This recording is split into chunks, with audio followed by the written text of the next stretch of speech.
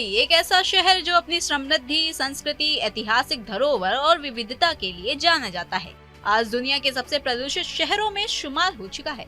वैश्विक मानकों के अनुसार दिल्ली की वायु गुणवत्ता कई बार खतरनाक स्तर तक गिर जाती है, जिससे न केवल स्वास्थ्य पर प्रतिकूल प्रभाव पड़ता है, बल्कि नागरिकों की दैनिक जीवन शैली भी प्रभावित होती है। विभिन्न अध्ययनों के अनुसार दिल्ली का वायु प्रदूषण केवल स्थानीय स्रोतों का परिणाम नहीं है, बल्कि ये पड़ोसी राज्यों और यहाँ तक कि अंतर्राष्ट्रीय कारकों से भी जुड़ा हुआ है। हर साल सर्दियों में बढ़ता धुंध और प्रदूषण का स्तर इस समस्या की गंभीरता को उजागर करता है। वायु प्रदूषण के कारण दिल्ली की न केवल वैश्विक छवि खराब हुई है, बल्कि यह स्वास्थ्य संकट को भी जन्म दे रहा है, जिसमें सांस संबंधी बीमारियां, अस्थमा और अन्य गंभीर स्वास्थ्य समस्याएं शामिल हैं। पिछले कुछ दशकों में दिल्ली में कई सरकारें आईं और गईं, लेकिन दिल्ली की प्रदूषण की समस्या को किसी ने गंभीरता से नहीं लिया। नतीजा ये रहा कि समय के साथ साथ जिस प्रदूषण की समस्या का स्थायी समाधान होना चाहिए, उसका कोई निराकरण नहीं दिखता है। दिल्ली में वर्तमान आम आदमी पार्टी की सरकार ने दावा किया कि सरकार ने इस समस्या को सुलझाने के लिए कई महत्वपूर्ण कदम उठाए। अपने दावों में सरकार इलेक्ट्रिक बसें, वृक्षारोपण आदि प्रमुख पहल गिनवाती है।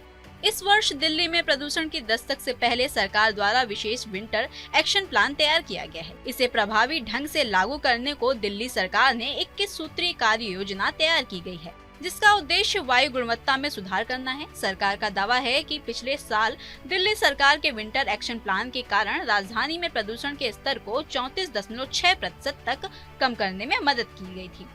दिल्ली के अंदर सर्दियों में बढ़ने वाले प्रदूषण को नियंत्रित करने के लिए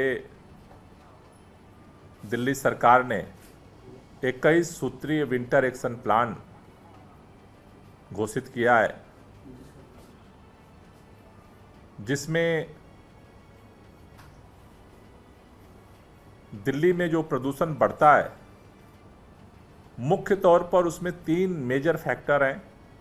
पहला डस्ट पोल्यूशन, दूसरा व्हीकल पोल्यूशन, गाड़ियों का पोल्यूशन, और तीसरा बायोमास बर्निंग का पोल्यूशन। 21 सूत्रीय विंटर एक्शन प्लान में अलग अलग माध्यमों से, अलग अलग तरीके से, अलग अलग इनिशिएटिव के माध्यम से दिल्ली सरकार जब मौसम प्रतिकूल हो जाता है, जब हवाएं ठहर जाती हैं, बारिश बंद हो जाती है और टेम्परेचर डाउन हो जाता है, ऐसे में जो सोर्सेज हैं उनको कैसे और रिड्यूस किया जाए, इसको ध्यान में रखते हुए अपने अलग अलग अभियान को संचालित करने के लिए विंटर एक्शन प्लान बनाई है। इस विंटर एक्शन प्लान में खास तौर से जो डस्ट पोल्यूशन है, धूल का जो प्रदूषण है, जिसमें मुख्य तौर पर 2 मेजर फैक्टर काम करते हैं। एक, निर्माण संबंधित कार्यों से पैदा होने वाली धूल, और दूसरा, सड़क पर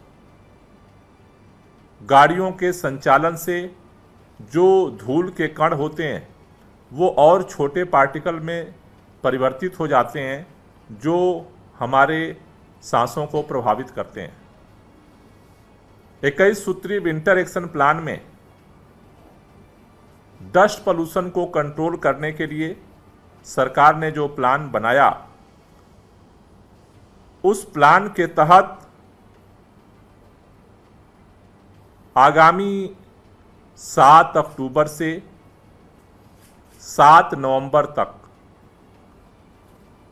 1 महीने का एंटी डस्ट कैंपेन दिल्ली के अंदर संचालित किया जाएगा। इस कैंपेन को सफल बनाने के लिए धूल प्रदूषण की गतिविधियों पर लगाम लगाने के लिए 13 विभागों की 523 टीमें तैनात की जा रही हैं,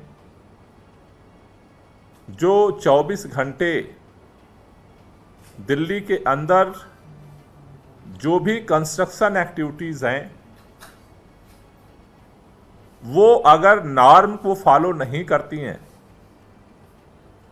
जो नियम है उनको लागू नहीं करती हैं तो उनके खिलाफ कार्रवाई जो है वो की जाएगी। पिछले साल सरकार द्वारा विंटर एक्शन प्लान के तहत एंटी डस्ट कैंपेन, निर्माण स्थलों पर सख्त निगरानी और भारी जुर्माना, पीयूसी जांच और नए इलेक्ट्रिक वाहनों की संख्या बढ़ाना आदि शामिल था। सरकार के इन प्रयासों के कारण दिल्ली के प्रदूषण वाले दिनों की संख्या घटकर 243 से 149 दिन हो गई। दिल्ली सरकार का ये 21 सूत्रीय शीतकालीन एक्शन प्लान प्रदूषण के स्तर को नियंत्रित करने के लिए एक समर्पित प्रयास है। पिछले साल की सफलताओं को ध्यान में रखते हुए इस योजना का उद्देश्य न केवल प्रदूषण को कम करना है, बल्कि दिल्ली वासियों के स्वास्थ्य और पर्यावरण की सुरक्षा भी करना है।